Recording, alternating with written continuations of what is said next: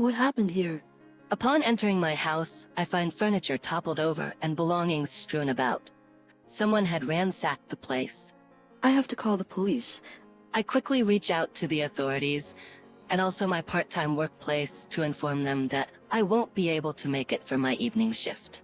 I notify my in-laws to come over, and just to be safe, I send a message to my husband John, who's due back tomorrow, after a long absence. Mary, are you alright? What's going on? Is everything okay? My in-laws arrive just as the police do. During the police investigation, it turns out that no high-value items or banking cards are missing. Above all, I'm relieved I didn't walk in on the intruder. What's missing seems to be daily necessities, clothing, food, and children's items. Wait a minute. Haven't I seen this scene before? From my past experiences, I have a hunch about who could be responsible for this. My name is Mary, a 27-year-old housewife. My husband John is 30 and currently on a work assignment away from home. We have a preschool-aged son and have been married for 5 years. We were hoping for a second child, but the timing clashed with my husband's work assignment, which has already lasted 2 years. Although he tries to come home twice a month, there are busy periods when he can't make it. I last saw him 2 months ago. To stay connected with our son, he had set up a network camera at home, but he's only used it once due to his busy schedule. I had been hesitant to consult him about one issue, not wanting to distract him from work. It concerns my sister-in-law. Just as I was about to speed through the household chores after dropping off our child at preschool, the problem person shows up. Hey there. Oh, sister-in-law, hi. What brings you here today? For the past 3 months, my sister-in-law has been regularly dropping by our home unannounced, just making herself at home. She is 34 and the mother of 4, part of a big family. The family has kids ranging from infants to elementary schoolers. 2 of their preschoolers even go to the same preschool as my child. My sister-in-law, or SIL for short, is a large woman with a blunt personality, for better or worse. Whether it's shopping or dining out, she always wears sweats. When she showed up at preschool events in her standard sweatshirt and sweatpants, even I was shocked. Sure, she's known for her casual attire, but she's also known for picking fights. So much so that I'd rather not cross paths with her at preschool, lest people find out we're related. She has a habit of taking things from our home on a daily basis. Taking these cookies, okay? You took some yesterday. We can't keep giving you things. What? You're opposing me? It's John's money anyway. You have no right to complain. She asserts that since I'm a stay-at-home mom living on John's money, she can intimidate me. After all, it's a mother's job to support the kids. You have just one, while I have many. It's only fair you help me out, Lo? We initially chatted because our kids were close in age, and I thought we might get along. Now she just says unreasonable things like this. She works part-time at a lottery ticket store in the evenings. She usually visits when she knows I'll be home, like after dropping the kids at preschool.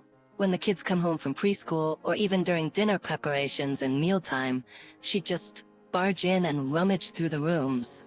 Not only that, she leaves everything a mess, and of course never bothers to clean it up.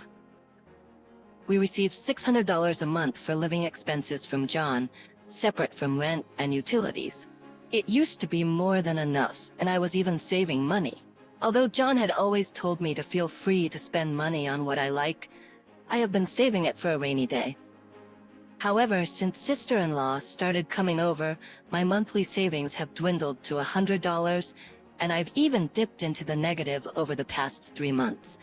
Because of sister-in-law, the money John gives me vanishes each month, and I've been covering the shortfall using the savings I had before we were married. Realizing this can't go on, I finally gathered the courage to tell sister-in-law that this needs to stop. Still, it's getting tough for us too. Please pay for the items you take. Why?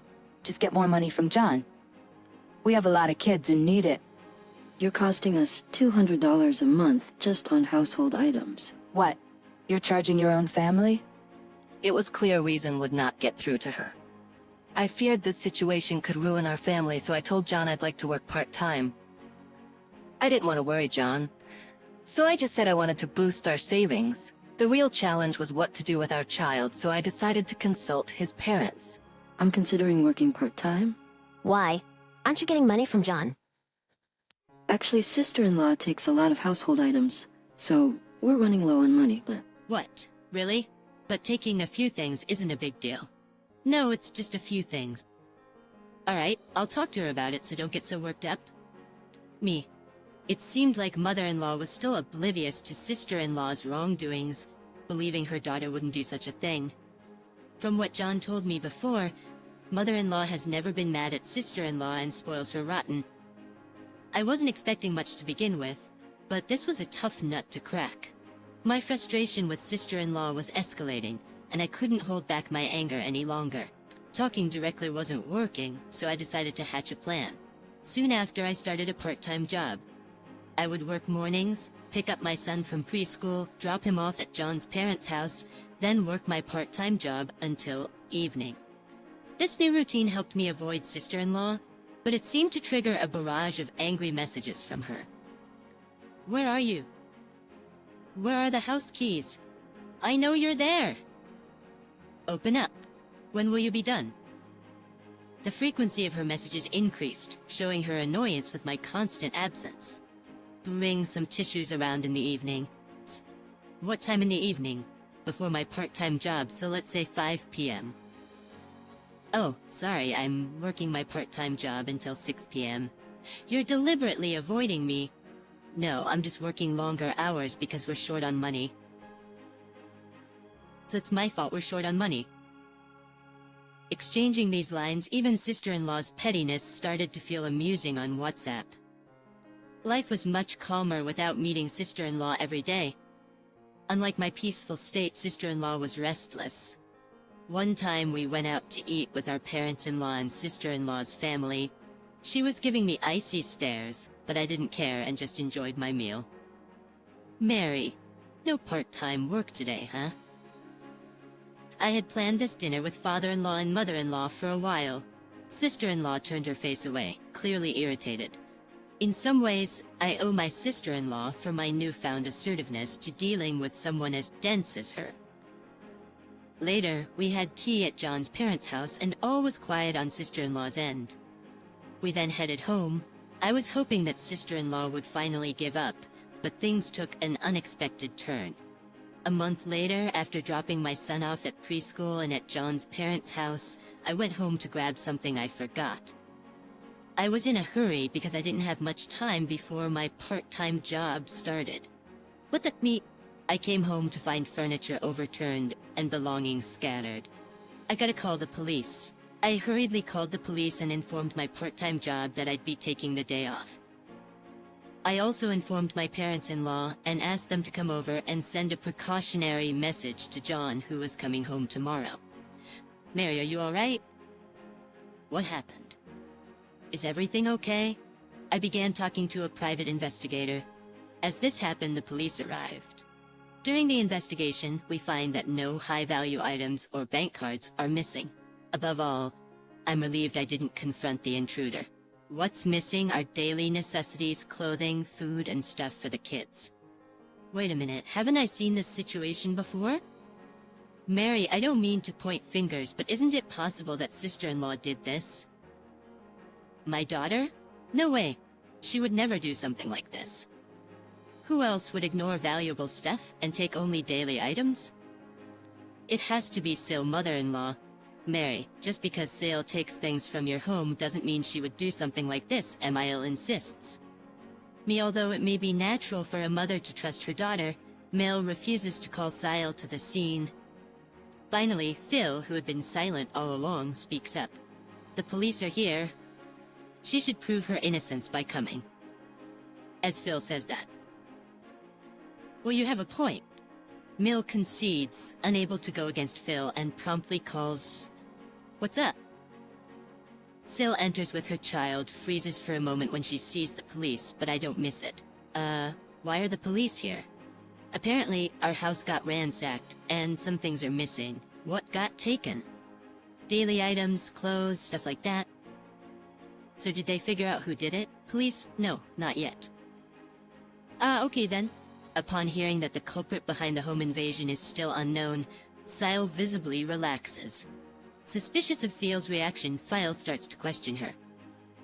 Be honest. If you're caught on a neighbor's camera, you're the one who will be in trouble. It's not me. As this dialogue unfolds, I get a call from John. Mary, are you alright? Any injuries? Yeah, I'm fine and our son was at your parents' house. Good. Any leads on who did it? Actually, I hadn't talked about this yet. But I explained everything to John. Why didn't you tell me earlier? I would have warned her. I'm sorry. I didn't want to worry you. Have you checked the camera? Camera? I installed a network camera so I could talk to our son. Is it still there? Oh, right. I had forgotten about it, but thanks to leaving it plugged in, it seemed to be working. After telling John that the camera was active, he checked past footage on his mobile phone. I end my call with John and head back to the living room where everyone is. We know who did it. What? How? John had set up a camera so he could talk to our son while he's away on business. And the footage shows this person. I show the mobile phone to the police and my parents-in-law and Sail, rummaging through the house, then leaving with bags full of stuff. How did you get into the house? I press her for an answer, and so falls silent. Tell the truth? Phil interrogates Seal with a stern look. Well, the thing is, Seal slowly starts talking. I noted the lock code while relaxing at my parents' house. I then asked someone I know to make a duplicate key. While Phil looks at Sail in disbelief, Mael keeps her head down in silence. Are you okay? As Mael's shoulders tremble, I wonder if she's crying because she feels betrayed by her daughter. You foolish daughter. Mael screams, her face turning red and filled with an unprecedented rage. Man, I just took a little, that's all. What do you mean, a little? I've been giving you around $200 every month, because you said it was tough with the kids. If you were stealing supplies from Mary's house, what happened to that money? Apparently, MIL had been giving about $200 every month. I can't even look people in the eye, knowing my daughter ransacked a house like a thief. It's all my fault, F. Don't try to use the kids to escape responsibility. Apologize to Mary right now. Mael, her eyes fierce, starts berating Seal. Mary, I'm really sorry for what I've done. Please, please forgive me. Seal almost cries as she kneels and clings to my feet. The kids are watching with concerned faces. And honestly, it feels wrong to show them adults squabbling like this. Fine, I won't press charges. Oh, thank you, Mary. Seal quickly changes her expression. But there are conditions. The condition I give is that Ciel must pay back the $900 she took over the last 3 months by working part-time and giving us $100 each month. I can't pay $900. I have 4 kids. Didn't you say supporting your kids is a mother's duty? So it's only fair to return the money you've taken from your brother's children who are suffering because of you. Well, that's... Ciel seems frightened by my words. If you have time and money to spend on another man, then work to pay us back. The monthly payments are even a compromise compared to what you've used. I quickly corner Sales, but my words don't seem to reach her. But still, enough. Be grateful you're not getting sued, and accept the conditions. Mael raises her voice again at sister-in-law's indecisive attitude. I understand. After hearing from the victim, I think accepting these terms would be the best course of action, says the police officer. Sister-in-law, with her head hung low, reluctantly agrees. Even though the kids will inevitably find out, and I do feel sorry for them, I can't muster any sympathy for sister-in-law. Exploiting her brother's family to save on living expenses while lavishing money and attention on another man is something I'll never understand. The next day, when John came back, she ended up getting scolded even more. Sister-in-law was in tears, apologizing profusely, but John was adamant about not forgiving any inconvenience caused to myself or our child. I think the future relationship between the siblings hinges on sister-in-law's actions. Above all, sister-in-law's greatest challenge lies ahead. What will she say to her husband, who's coming back from a business trip next week? They managed to arrange for the kids to stay with John's parents during the discussion on that day so they wouldn't witness sister-in-law's disgraceful state. As soon as sister-in-law's husband saw her, she broke down crying and deeply apologized. Her husband was confused until father-in-law and mother-in-law filled him in, after which he was furious. Feeling lonely, she had found comfort in a young man. She insisted she had done nothing more than financially support him. She said she'd repay the money to her brother and his family, but from the husband's perspective, it was understandably infuriating to come home from work to this mess. Though he blamed himself, the thought of the kids made his heart ache. From then on, my sister-in-law was sued for damages by her husband. Just selling lottery tickets part-time wasn't enough, forcing her to also work nights. Under such dire circumstances, her previous aggressive demeanor faded away, as if she were a changed person. Once so quick-tempered and argumentative, especially around the preschool, she's now hardly noticeable. As for our family, John returned home after his work assignment was over, and our son was absolutely thrilled, enjoying each day. I continue with my part-time job, thinking it best to save as much money as possible, but I recently felt ill and had to visit the hospital. According to the diagnosis, we were delighted to learn we're expecting our second child. John was thrilled, and we later safely welcomed a baby girl. Now, as a family of 4, we cherish our happiness.